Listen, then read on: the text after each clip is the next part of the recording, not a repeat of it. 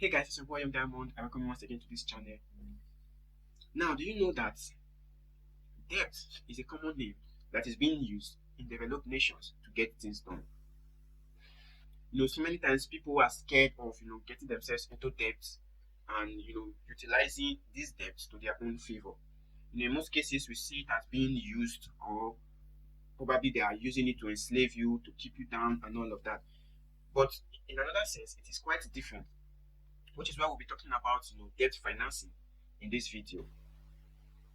Now, debt finance, also known as debt financing, is a financial arrangement where an individual, business, or government acquires funds from external sources with an obligation to repay the principal amount and interest over a predetermined period. This type of financing is distinct, from equity finance, where investors provide capital in exchange of ownership of shares. Now, it is a system, an arrangement whereby you get funding from external sources, to pursue an endeavor which is vital to you. Either when you come to business, property ownership, and other sectors, debt financing is paramount. There are some key characteristics about debt financing and debt in particular, that we need to understand. Now, the first is the debt. The debt, which is the borrower, or we call it the debtor, is someone who receives a lump sum, or series of payments from a lender with a promise to repay the amount borrowed plus interest at a set date or on a set date. Now, also in debt finance, we also have the repayment, where the borrower agrees to repay the debt, including interest, within a specified time frame of the financial period. We also have what we call the ownership, where the borrower retains full ownership of the business or assets being financed. Now, in the case of being a debtor, whereby you go to an establishment, an institution, to request a sum amount of money, to pursue any endeavor, you become the debtor, and of which you've agreed or you promise to repay, the amount, including interest, because no one gives you money for free. So definitely you have to pay interest on that particular amount you borrow. So that is the debt, and you that went to request, you become the debtor. Now, there's also the repayment, whereby you agree to repay the debt, including interest, within a specified time frame. And this comes with contracts, whereby you have to sign a series of contracts, agreeing to the terms and conditions of the lender. So whatever the lender wants, the interest that the lender wishes to give you at that moment in time, everything will come in form of a contract and will be duly signed by you, agreeing to the time, the date, and the time frame in which this, debt will last. And another crucial thing, which is the ownership, is that the borrower retains full ownership of the business or asset being financed. But there's a caveat to it, provided you are diligent in your repayments. Provided you are diligent in repaying back, the money you borrowed. So when you don't pay back, then the lender comes in and confiscates them all. Same thing in business and other sectors. When you borrow money to do a business, you've agreed to pay certain amounts, certain time, within certain time frame, and when you are not able to pay, you lag behind. Definitely there's a sanction that goes along with that as well. So in debt, where we have the debtor, the repayment, and the ownership system, and all these are encompassed in the debt time frame, whereby you can take full ownership of whatever assets that is being financed, but you've agreed to repay back that money within a certain time frame. Now, we also have type of debt finance. We have types of debt finance. Now, we have the secure loans. These secure loans are backed by collaterals, such as property or assets, to minimize lenders' risk. Now, this is particularly common in developing nations, whereby the process or the concept of getting, loans is very, very difficult. Before you can get, a loan from any lender, it is very difficult. Why? Because they operate what we call the secured loan system, whereby you have to present a collateral, probably land, property, or anything at all, in order to minimize the lender's risk. Because why? They are not sure if you will pay back the money. They are not sure if you will be diligent with whatever they give to you. So they need something to hold on to, should in case you default. And that is what developing nations they practice today, whereby before you can get a loan for any endeavor, you have to get someone who has properties. And most of the time, there's a caveat to it, whereby you need to get a property or an asset in a specified location that will be worth close to the amount that you are requesting for. And also, we also have the unsecured loans. Now, these kind of loans are not backed by collateral, or but rather relying on the borrower's credit worthiness and ability to pay. So it is not backed by any collateral, but your credit worthiness, and ability to pay. Now, this happens in developed nations where they operate a credit system in which you have to present yourself as credit worthy. So you have to build your credit scores in a way that you are able to pay up your debts. That way you get more access to more finance and more loans. So in this system of unsecured loans, this is where the credit card comes in play, whereby nations you can apply for a credit card and you get credit in that your credit card to use. So the unsecured loans, you can just walk into any institution and request for that loan. They only trust your ability to pay and your credit worthiness, which is why when you go for an unsecured loan, there's a maximum they can give you at the initial, and then when they see your credit worthiness, then they can give you more. Any credit institution, financial institution, banks, and all of that, they do it that way.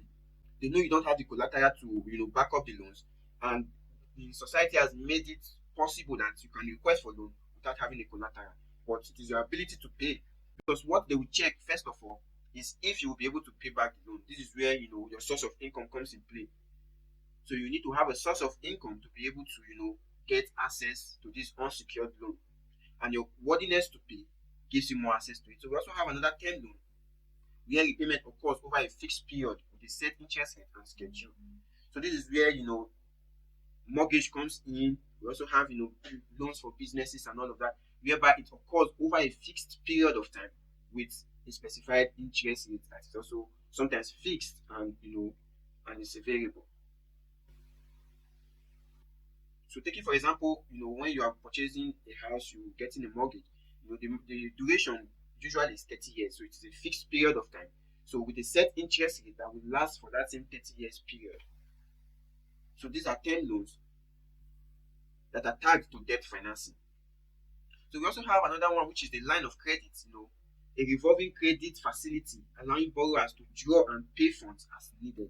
This is where the credit card comes in play, whereby you can walk into any financial institution, request for a credit card, and then the facility allows you to draw and repay the funds as when needed, with interest accruing only on outstanding balance.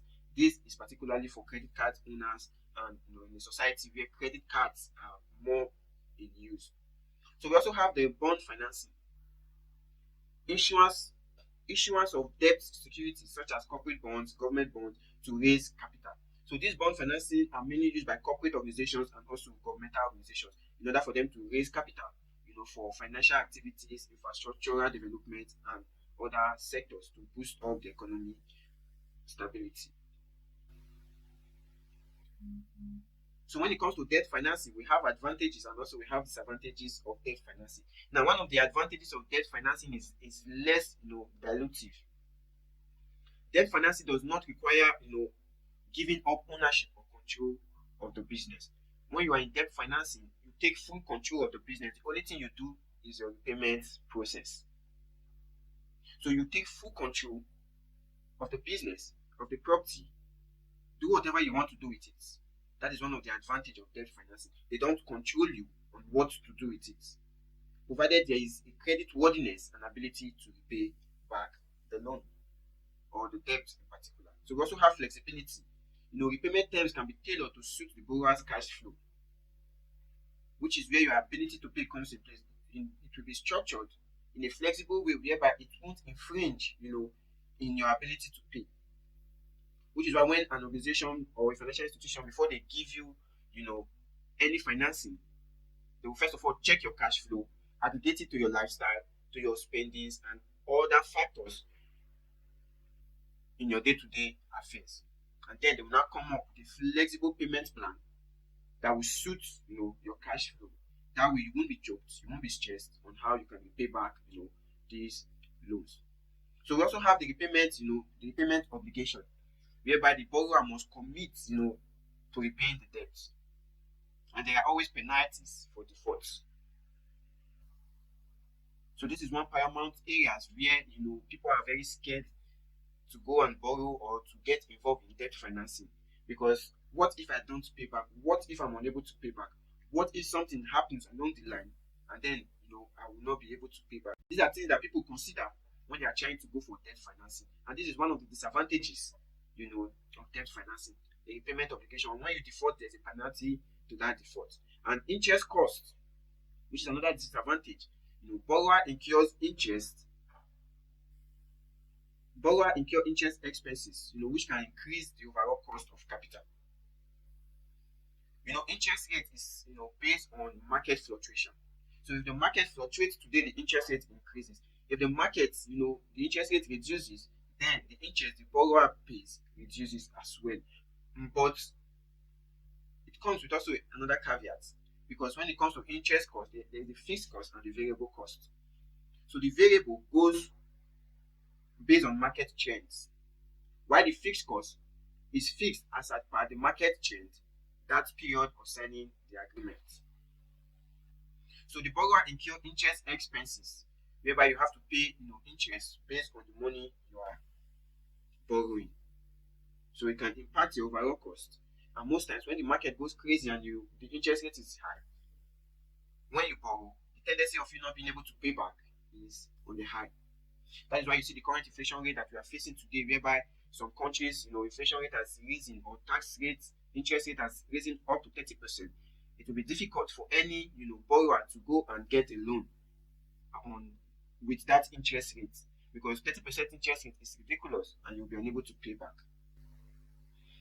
So these are factors and disadvantages that comes, with debt financing, whereby at the point in time when you need it, the interest rate might be high at that particular time, and when it's fixed, it's pegged on that interest rate, and you incur more costs because you have to pay interest on the loan. We also have the risk of default. Failure to repay debts can lead to credit damage, legal actions, and even bankruptcy. When you are unable to pay your debts, your credit worthiness can be damaged, because developed nations, they work with your credit worthiness. Countries like America, they check your credit score before they even think about lending you any debt financing, to see if you've defaulted at any point in time. So when you fail to pay a particular debt, your credit will be damaged. You won't be able to get access to financial assistance from any financial organization, and then you'll be grounded and left stranded. In most cases, legal actions can be taken against you if the proper documentation are not put in place, and in the long run can lead you to bankruptcy, whereby these organizations will decide to confiscate all that you have acquired with that debt financing. So that is the risk of default. So which is why you see in most cases so many people have defaulted in their debt financing. That is where you see when the bank confiscates these properties from these individuals, they auction it just to get back their capital. So that is why when you go to the courthouse, especially when it comes to mortgage and properties, you discover that the court auctions properties below market rates. That way, most banks will get their capital from that property, because why? The owner or the borrower defaulted in that regard. Now let's come back to the real world application now of debt financing. Now we have business financing. Debt finance is commonly used by companies to fund working capital acquisition or expansion of projects. This is where business borrows money from organizations, either for expansion, to fund their working capital, or to acquire, inventories and other things that are necessary for production to take place. We also have personal finance. Individuals may also use debt finance to purchase goods, cars, or fund education, or to consolidate high interest debts. This is where, as an individual, you go to an institution, requesting for debt finance. Either you want to purchase a home, you want to buy a car, or to fund your education. These are real life experience of what debt financing can be used for. That is why most countries are now pushing for debt financing, that way to ease up the burden from individuals that are not financially stable, financially buoyant. In the sense that you don't need to have the full capital before you involve in certain endeavors. purchase of homes, buying of cars, funding your education, and all of that. So this is where debt financing comes to play in real life. We also have government finance. Government issues debt securities to finance public projects, infrastructural development, and also to fund budget deficits. This is where you hear often that the government is issuing out government bonds. Now, these bonds are issued out as debt securities, to fund their project, which means the government is borrowing from citizens, individuals, corporate organizations to fund their infrastructural developments and also budget deficits with the aim of repaying back what they borrowed. So by understanding the principle and types of debt finance, individuals and organizations can make informed decisions about borrowing and repayment, balancing the benefits and the risk to achieve their financial goal. So before you indulge in debt financing, you need to understand, the risk that is involved and also balancing the benefits of what this debt financing can do to your day-to-day life and how it can help you, achieve certain things when you don't have the full capital in place.